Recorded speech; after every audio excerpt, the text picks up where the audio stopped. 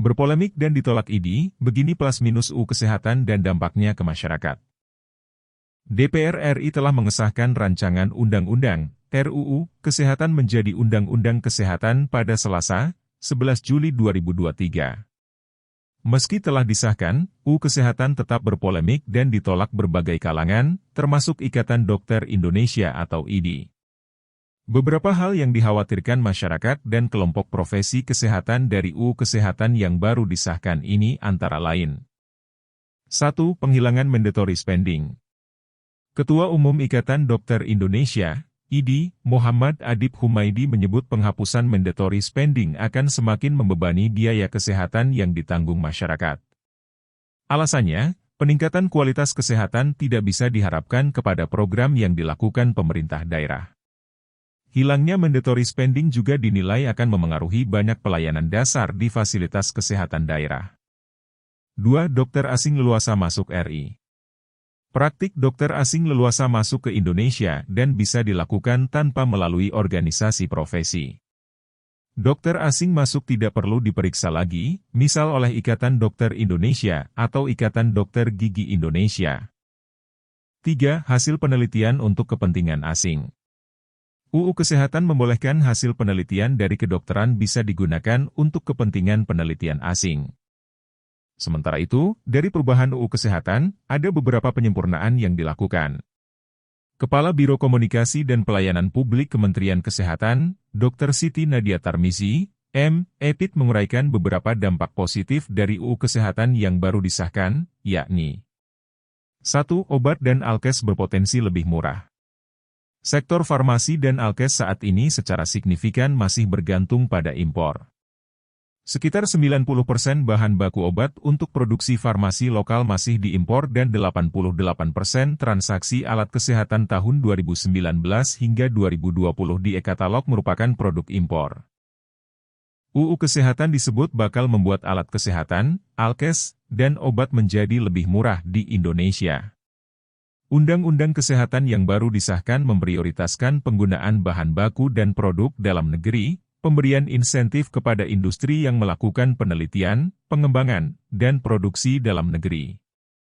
2. Dari fokus mengobati menjadi mencegah. Layanan primer mengedepankan layanan promotif dan preventif. Untuk mendekatkan layanan kesehatan ke masyarakat, pemerintah menekankan pentingnya standarisasi jejaring layanan primer dan laboratorium kesehatan masyarakat di seluruh pelosok Indonesia. 3. Akses layanan kesehatan menjadi mudah. Pemerintah sepakat dengan DPR RI perlu penguatan pelayanan kesehatan rujukan melalui pemenuhan infrastruktur SDM, sarana prasarana, pemanfaatan telemedicine, dan pengembangan jejaring pengampuan layanan prioritas, serta layanan unggulan nasional berstandar internasional. Kemenkes menyebut selama ini Indonesia kekurangan dokter yang membuat pelayanan di fasilitas kesehatan kurang maksimal.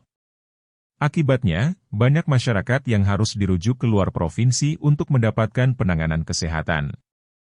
4. Pendidikan dokter spesialis berbasis rumah sakit. Kementerian Kesehatan juga mewacanakan agar Indonesia memiliki program Collegium-based bagi peserta program dokter spesialis, PPDS. Melalui program ini, lulusan kedokteran yang ingin lanjut program dokter spesialis, dapat memilih pendidikan dengan skema praktik langsung di rumah sakit, RS, dan dibayar. Selama ini, program PPDS atau pendidikan dokter spesialis yang berjalan adalah university-based atau pendidikan spesialis yang berbasis di sejumlah universitas. 5. Pembiayaan yang tidak efisien menjadi transparan. Pemerintah sepakat untuk menerapkan penganggaran berbasis kinerja. Ini mengacu pada program kesehatan nasional yang dituangkan dalam rencana induk bidang kesehatan yang menjadi pedoman yang jelas bagi pemerintah dan pemerintah daerah. 6. Tenaga kesehatan menjadi merata. Diperlukan percepatan produksi dan pemerataan jumlah dokter spesialis melalui penyelenggaraan pendidikan dokter spesialis berbasis rumah sakit. 7. Perizinan menjadi cepat, mudah dan sederhana. Penyederhanaan proses perizinan melalui penerbitan STR yang berlaku seumur hidup dengan kualitas yang terjaga. Proses perizinan langsung melalui pemerintah, tidak lagi melalui organisasi profesi kedokteran atau kesehatan. 8. Tenaga kesehatan yang rentan dikriminalisasi menjadi dilindungi secara khusus. Tenaga medis dan tenaga kesehatan memerlukan perlindungan hukum dalam melaksanakan tugasnya, baik dari tindak kekerasan, pelecehan, maupun perundungan. Secara khusus bagi tenaga medis yang diduga melakukan tindakan pidana dan perdata dalam pelaksanaan pelayanan kesehatan harus melalui pemeriksaan majelis terlebih dahulu. 9. Teknologi kesehatan menjadi terdepan. Perlu akselerasi pemanfaatan teknologi biomedis untuk pelayanan kesehatan, termasuk pelayanan kedokteran presisi. Pengesahan UU Kesehatan salah satu langkah dari transformasi kesehatan. Langkah ini dibutuhkan untuk membangun arsitektur kesehatan Indonesia yang tangguh, mandiri dan inklusif.